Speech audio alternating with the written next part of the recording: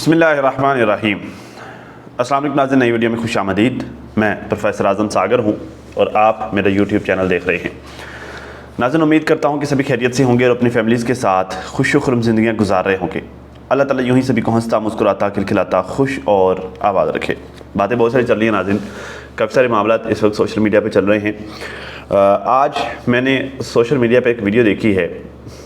वो एक शख्स जो कि आई थिंक वियतनाम से है या जहाँ से भी है, आमिर उस शख्स का नाम है, जो कि हज के लिए जाना चाह रहा था, लेकिन हुआ ये कि सिक्योरिटी क्लियरेंस ना होने की वजह से उसको जहाज़ में एंट्री नहीं दी गई, प्लेन में एंट्री नहीं दी गई और प्लेन जो है फ्लाई कर गया।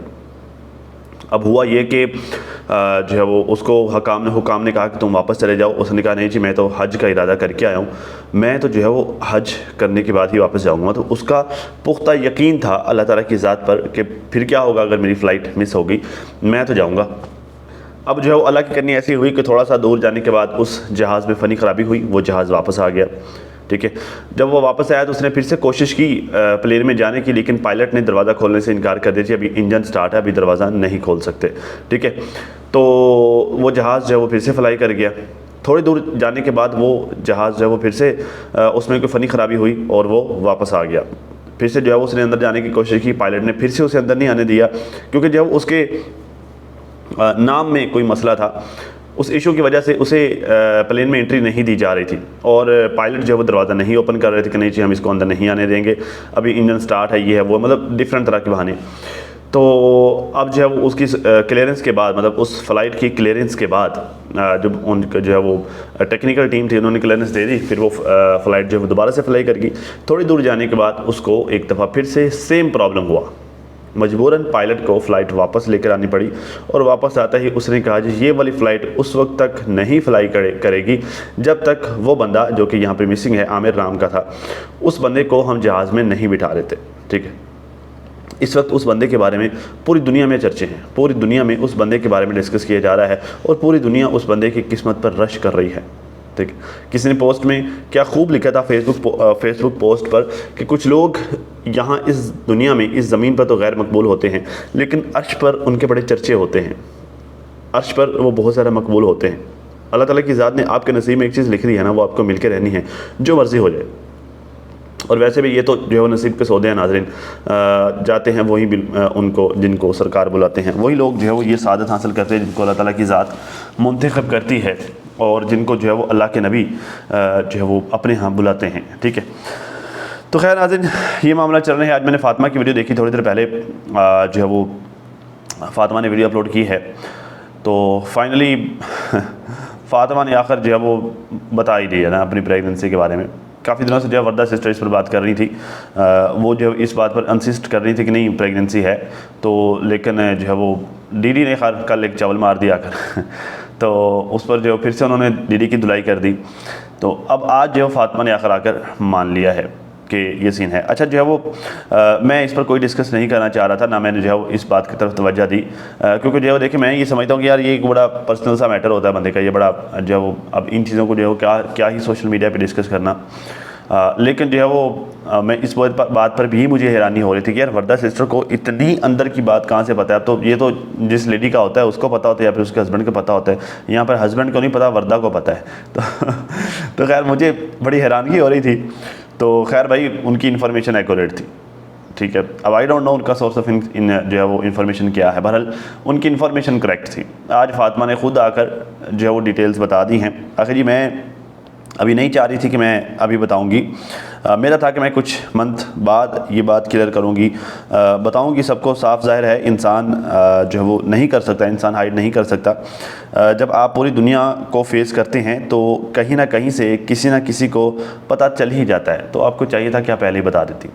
देखिए आप ब्लॉगर हैं, मतलब मैं खैर ज़रा डिस्कस तो नहीं करना चाहूँगा, ज़रा गहराई में तो नहीं जाऊँगा, लेकिन जो है वो चलें एक इशू ही सही। आप ब्लॉगर हैं, ठीक है, तो आप जो है वो एक इशू को ज़्यादा देर तक नहीं छुपा सकते, और ख़ास तौर पर उस वक्त जब आपके पूरे का पूरा ख़ानदान ब्लॉगर हो, फिर तो आप किसी बात को छुपा ही नहीं सकते। ब्लॉगर्स के आपको पता है ना जी, प्राइवेसी नाम की कोई चीज़ नहीं होती, उनकी लाइफ में कोई प्राइवेसी नहीं होती। ठीक है, लेकिन जो है वो जब पूरे का पूरा ख़ानदान ही व्लॉगर हो तो फिर क्या घंटे की प्राइवेसी, फिर तो प्राइवेसी नाम का कोई जो है वो कंसेप्ट ही नहीं है ना।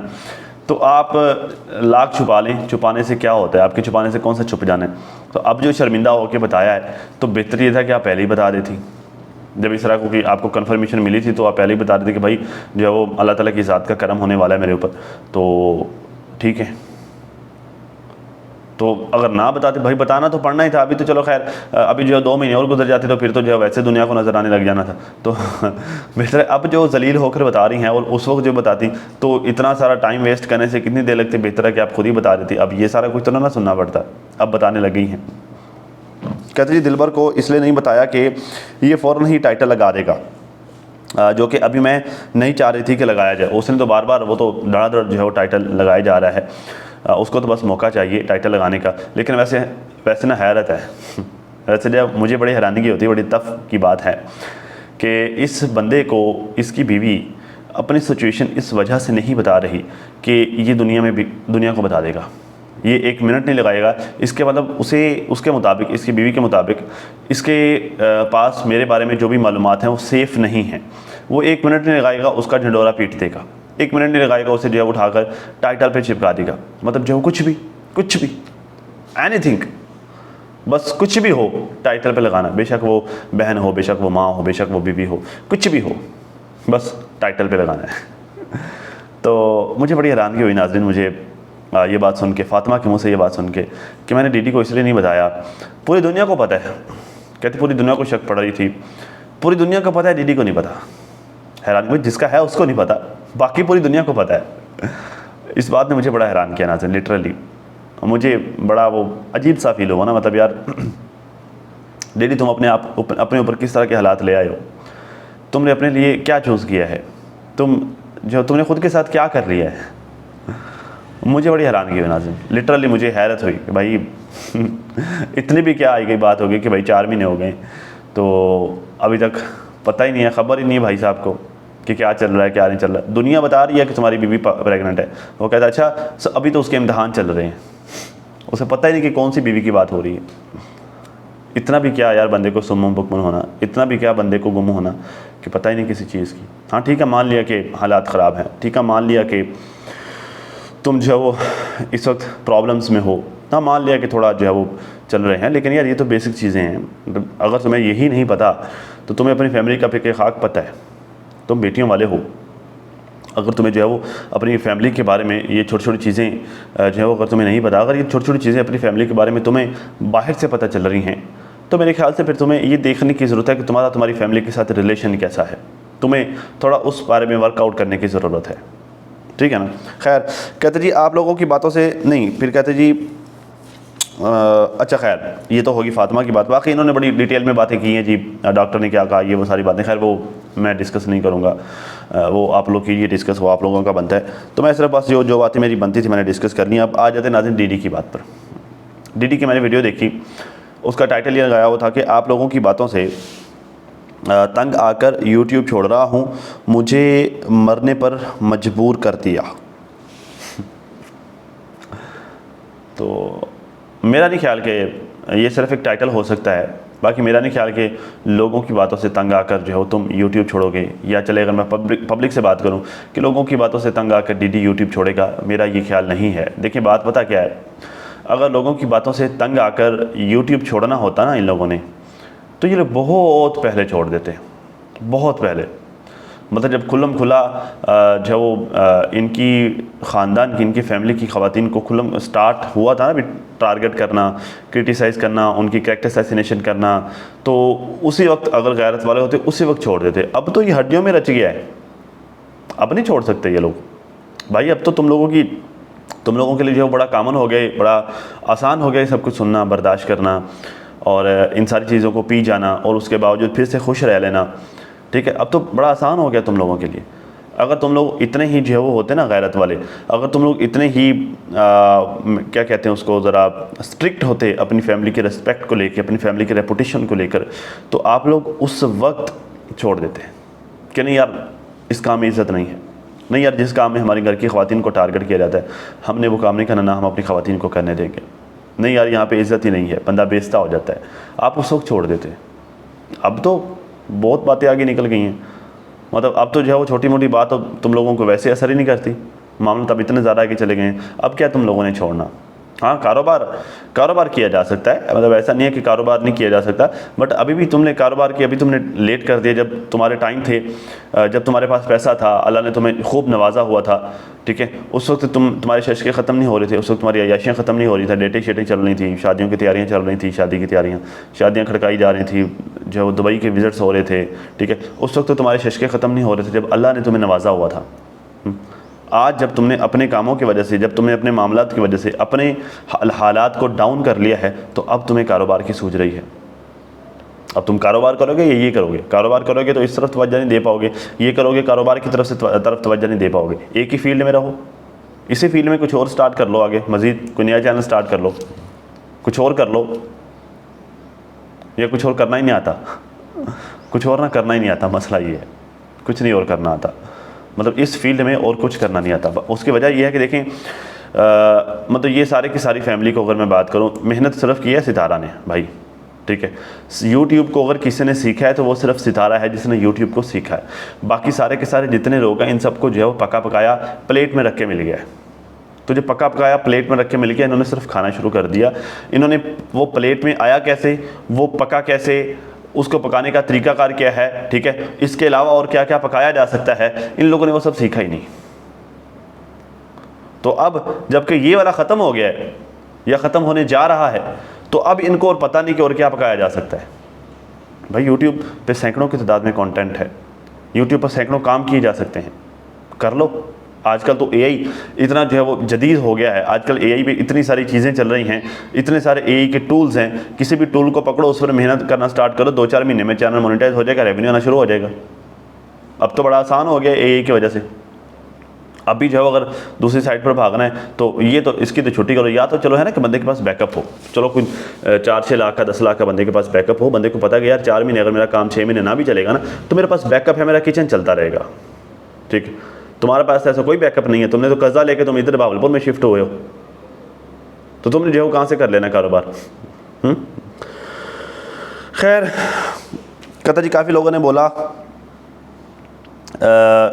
बोला कि आप एक बुरे बाप हो और अल्लाह करे कि ये भी तुम्हारी बेटी हो, क्योंकि बेटे को तो तुम संभाल नहीं सकते और फातिमा एंड बच्चों को तुम भूल के यहाँ बैठे हुए हो, तुम्हें बच्चों की कोई फ़िक्र नहीं है, अपनी अयाशियों में मस्त हो, तुम्हें क्या फ़िक्र होगी, तुम तो यहाँ घूम फिर रहे हो, मज़े से घूम फिर रहे हो, और आपको किस चीज़ की, मतलब आपको किसी चीज़ की फ़िक्र नहीं है। मतलब ये इसको कुछ कमेंट्स आए हैं, आई डोंट नो किसने ये कमेंट किए।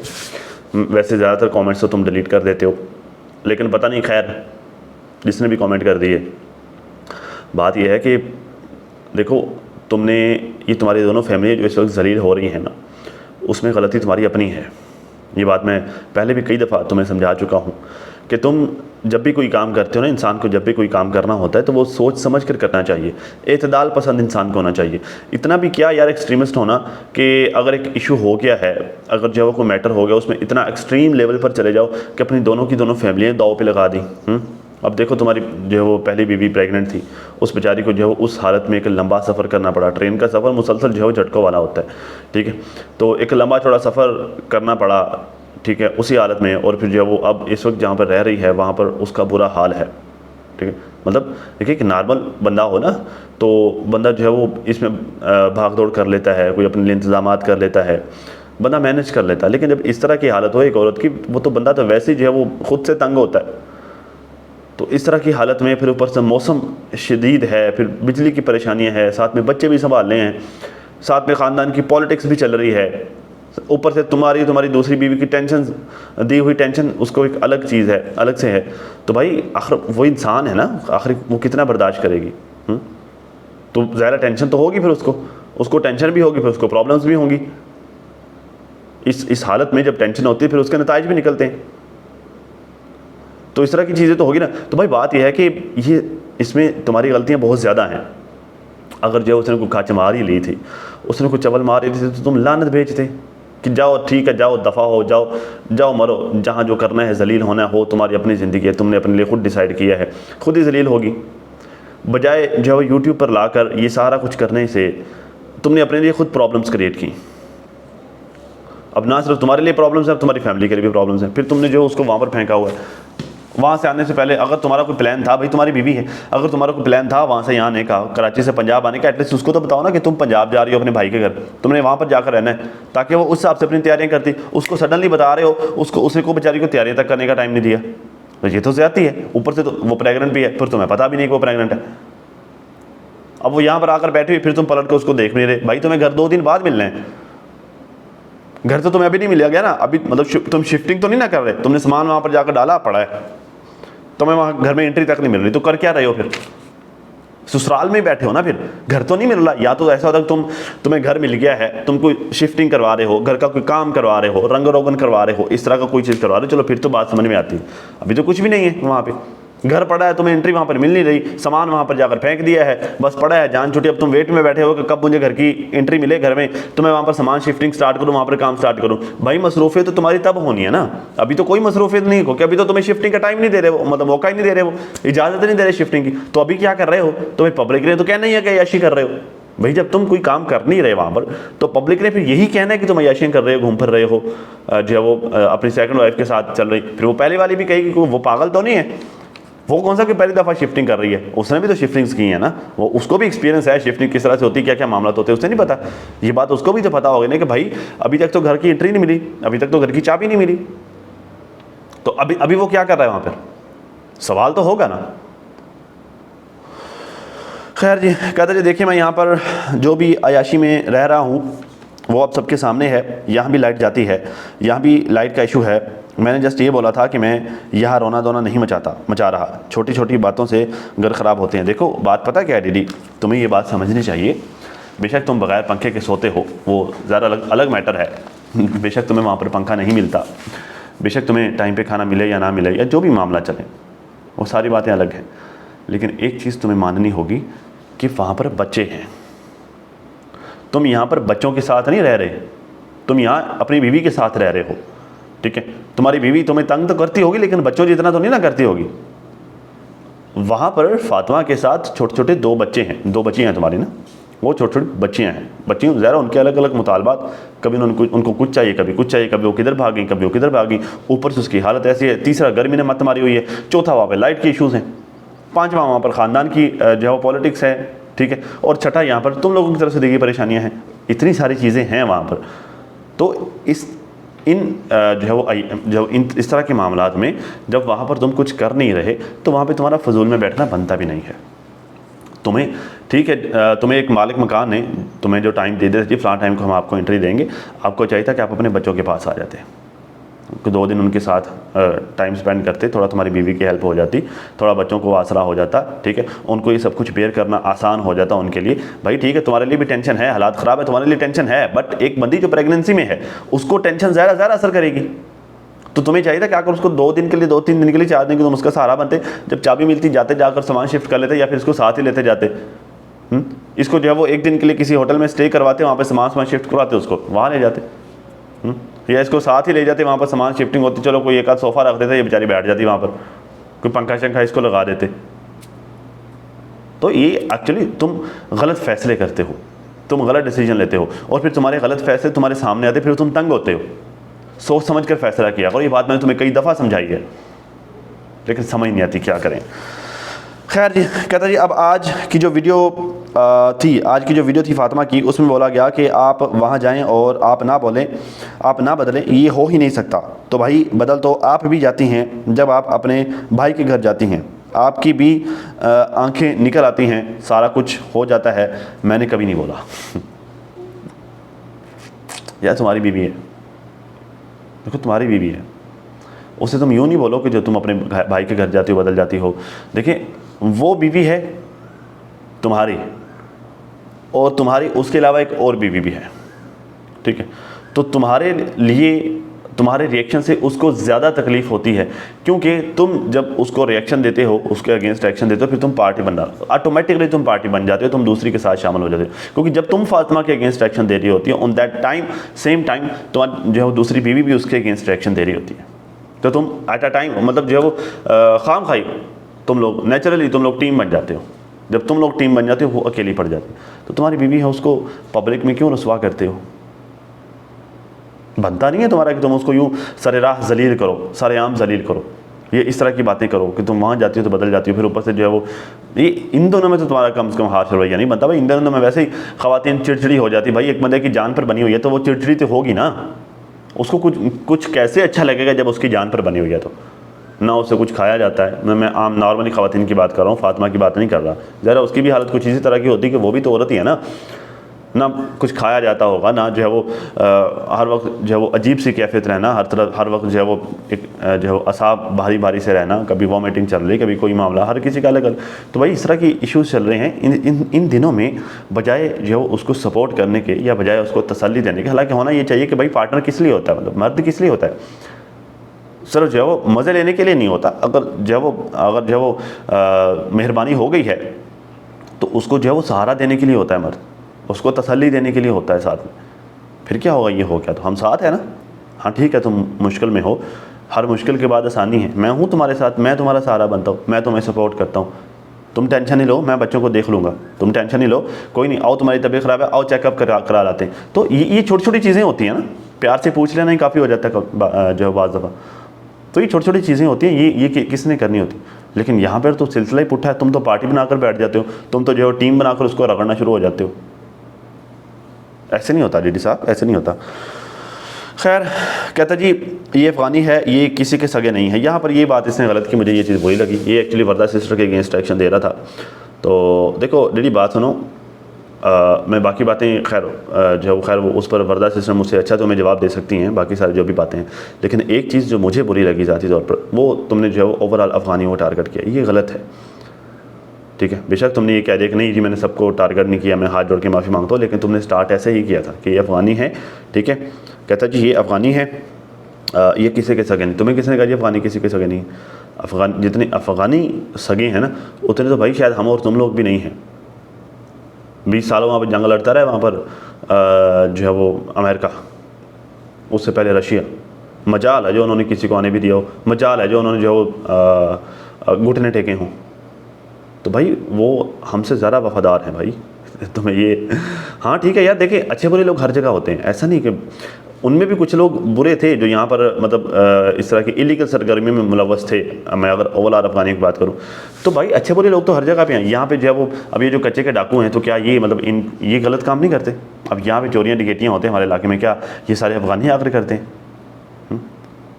तो अब जो है वो अभी ये जो आप नवाकोट में कल एक स्टोरी सुना रहे थे कि नवाकोट का कोई था वो बंदा, वो 200 बच्चों के वाला केस, कल मैंने भी फेसबुक पर वीडियो देखे, तो क्या वो अफ़गानी है? तो भाई देखिए बुराई जो होती है ना, बुराई क्राइम जो होता है या गद्दारी जो होती है, वो किसी एक कौम के साथ मुंसलिक नहीं होती है, ना किसी मज़हब के साथ मुंसलिक होती है, वो जो है इंडिविजुअल होती है। हर किसी का अपना अपना किरदार होता है, उसको किसी कौम के साथ आप नहीं जोड़ सकते। अगर इस तरह के लोग थे तो वहाँ पर अच्छे लोग भी तो होंगे ना। अफ़गानिस्तान आज तक कायम है, ऐसे तो नहीं ना, खाम खा तो कायम नहीं है ना। अगर सारे के सारे क्रिमिनल होते तो अब तक तो कब का ख़त्म हो चुका होता। तो तुम पूरी कौम को टारगेट नहीं कर सकते, ये तुमने गलत किया है। अगर उन्होंने यहाँ पर, वो हमारे मेहमान थे, ठीक है, उन्होंने यहाँ पर अच्छा टाइम गुजारा है, कुछ बुरे लोग थे लेकिन अच्छे लोग भी थे, तो उन्होंने यहाँ पे अच्छा टाइम गुजारा, यहाँ पर उन्होंने अर्न किया, पैसा जनरेट किया, पाकिस्तान के लिए किया। भाई जितना सब यहाँ पर है वो पाकिस्तान में ही खर्च करते रहे ना, वो कारोबार जो करते तो वो पाकिस्तान में ही खर्च करते रहे ना, तो पाकिस्तान को इसका फ़ायदा होता रहा। तो भाई वो हमारे मेहमान थे, ठीक है। तो तुम यूँ इस तरह की लैंग्वेज उन लोगों के लिए इस्तेमाल ना करो जो कि अपने घरों में जा रहे हैं या फिर जा चुके हैं, ये ज़्यादती है। ये तो बिल्कुल वैसे ही आपके घर में कोई मेहमान आए, जब वो आपके घर में रहे, आप पहले आपने खुले दिल से उनको बुलाया हो, और जब वो आ जाए तो फिर आप जो है वो उनके साथ सख्ती करें, और जब वापस चले फिर आप उनको गालियाँ दें, ये गलत बात है, ऐसा नहीं करना चाहिए। खैर कहता जी मेरा ससुराल है, ये मुझे खाना दे ना दे, पंखा दे ना दे, और आप मतलब मेरा ससुराल है, मुझे खाना दे या फिर ना दे, तो इस बारे में जो है वो आप हमारे घर का बिजली का बिल भरती हैं, आपको इस बारे में परेशान होने की ज़रूरत नहीं है। देखो यार तो ससुराल तुम्हारा ही है, ज़्यादा वो तुम्हारा ही रहना है। लेकिन एक चीज़ यार दीदी, वैसे है बड़ी शर्म की बात, अगर जो तुम्हारे साथ लिटरली यार अगर ये सलूक होता है तो नहीं होना चाहिए। बंदे की थोड़ी इज्जत होनी चाहिए यार, रख रखाव वाला होना चाहिए बंदे को। और कहीं जाता है तो अगले बंदे को इतना तो नहीं हो जाना चाहिए कि यार कि वो मतलब पंखा भी ना मिले इस तरह, ख़ास तौर पर इस तरह की गर्मी में। तो वैसे है तो लोग कह तो सही रही हैं कि अगर तुम्हें वाकई पंखा नहीं मिल रहा तो ये तो बड़ी शर्म की बात है। एक चीज़ तो हो गई है। दूसरी बात यार देखो, ये बात हमने तो नहीं ना बताई, किसी रिएक्शन वाले ने तो नहीं ना पब्लिक में आकर ये बात की कि तुम्हें पंखा नहीं मिलता। ये बात तुमने खुद की है ना कि तुम भी बगैर पंखे के सो रहे हो, तो तुम ये बात ना करते। भाई तुमने पहले खुद अपने ससुराल को एक्सपोज किया है ना, किसी दूसरे ने तो नहीं ना किया। अब जब तुमने खुद अपने ससुराल को एक्सपोज कर दिया है तो फिर लोग तो बातें करेंगे ना, फिर तुम्हें गुस्सा किस बात का लगता है? फिर गुस्सा नहीं लगना चाहिए, तुमने खुद शुरुआत की है। ठीक है, कहते जी अगर इंसान दूसरी शादी कर ले और फिर बाद में वो आपके सामने कुरान भी उठा के खड़ा हो जाए तो आप लोगों ने नहीं मानना। देखिए बात पता क्या है, कहता जी मैंने कई दफ़ा माफ़ी भी मांगी हैं, सारी बातें ठीक हैं, सारी बातें ठीक हैं, लेकिन आज तक तुमने ये वजह नहीं दी कि तुमने दूसरी शादी की क्यों है। आज तक ये वजह नहीं दी, वो कर ली ठीक है, वो हो गई, लेकिन क्यों की ये वजह नहीं दी आज तक। मेरे ख्याल से ये वजह दोगे तो अफाका होगा, थोड़ी आसानी हो जाएगी लोगों के लिए समझने में। कहता जी मैं भी बाप हूँ, मुझे पता मेरी औलाद का, और मुझे भी तकलीफ़ होती है। या तो ये हो कि मैं यहाँ पर एसी में बैठा हूँ और उनको मैंने पंखे के नीचे सुलाया हो, फिर तो चलो नाइंसाफ़ी हुई। पूरी दुनिया कराची नहीं रहती, बहुत से लोग पंजाब में रहते हैं, वो भी प्रेगनेंट होते हैं, उनको भी गर्मी लगती है, सिर्फ मेरी वाइफ अकेली नहीं है। ये बात आप उधर भी समझाएं, छोटी छोटी बात पर टोंट मारना शुरू कर देती है। हाय दीदी तुम कब सुधरोगे? कब सुधरोगे तुम? हाँ ठीक है, पूरी दुनिया में जो है वो लोग प्रेग्नेंट होते हैं, मान लिया, लेकिन उनके हस्बैंड तुम जैसे नहीं होते हैं। प्रेग्नेंट होते हैं भाई, ज़रा इस दुनिया में जो है वो आबादी का बढ़ने का यही प्रोसेस है, प्रोसेस एक ही है, प्रेगनेंसी होती है, ख़वातीन प्रेग्नेंट होती हैं, ख़वातीन बच्चे जनती हैं, पैदा करती हैं, लेकिन जो है वो उनके शौहर उनके साथ ये नहीं करते जो तुम कर रहे हो अपनी बीवी के साथ। इस पर भी थोड़ा बैठ कर गौर ज़रूर करना, सोचना सही। मैं ये नहीं कह रहा कि तुम जो वो तुम्हें सारा कुछ छोड़ छाड़ कर वापस आ जाओ, लेकिन मैं ये ज़रूर कह रहा हूँ कि अगर तो तुम वहाँ पर वाकई मसरूफ़ नहीं हो तो तुम्हें चाहिए था कि तुम उनको टाइम देते, या फिर उनको भी अपने साथ। भाई ठीक है चलो, एक फैमिली वहाँ पर रह रही है, एक फैमिली को किसी होटल में रख लेते, किसी अच्छे साफ़ सुथरे होटल में देख के, या वहाँ पर भावलपुर में तुम्हारे रिश्तेदार और भी हैं, उनमें से किसी के साथ बात कर लेते, वहीं पर चलो फातिमा चली जाती, ज़रा करीब हो जाता, चलो तुम आते जाते रहते तो थोड़ा बच्चों को भी तसल्ली हो जाती। और दूसरी चीज़ जो तुम सोशल मीडिया पे उनके साथ कर रहे हो, तो शोहर अपनी बीवियों के साथ, प्रेग्नेंट बीवियों के साथ ये नहीं करते जो तुम कर रहे हो। समझ लगी? फिर कहते हैं मुझे मजबूर मत करो कि मैं कुछ गलत कर लूँ, और हमारी सोसाइटी ऐसी है कि पहले इंसान को जलील करते हैं और फिर अगर वो कुछ कर ले तो कहते हैं कि बुज़दिल था, ये था, वो था। भाई बुज़दिल तो होता है, दुनिया जो है, फिर दुनिया में तो बहुत सारी चीज़ें होती हैं, दुनिया में तो तुम भी कम नहीं हो। अब जब यही बात तुम्हारी बहन नैना आके कहे तो दुनिया में तो बहुत सारी चीज़ें होती हैं ना। तो अब दुनिया की बातों में जो या तो आप दुनिया को टेक्निकली डील करो ताकि जो दुनिया आपकी बात सुन ले, दुनिया आपकी बात पर यकीन कर ले, या फिर अगर आप ये नहीं कर सकते फिर आपको जो है वो सब्र से काम लेना चाहिए। फिर आपको यूँ जो इस तरह बुज़दिल नहीं बन जाना चाहिए। लिटरली बुज़दिल ही होता है। अगर तुम ये काम करोगे तो फिर बुज़दिली का ठप्पा तो तुम्हारे ऊपर लगेगा ही लगेगा, ये बात तो तय है, बाकी तुम्हारी मर्ज़ी। खैर आज अब तक के लिए इतना ही। अपना अपनी फैमिली का बहुत सारा ख्याल रखिए और साथ अपनी दुआ में मुझे भी लाजमी याद रखिएगा। मिलते हैं किसी नई वीडियो में, तब तक के लिए अल्लाह हाफ़िज़।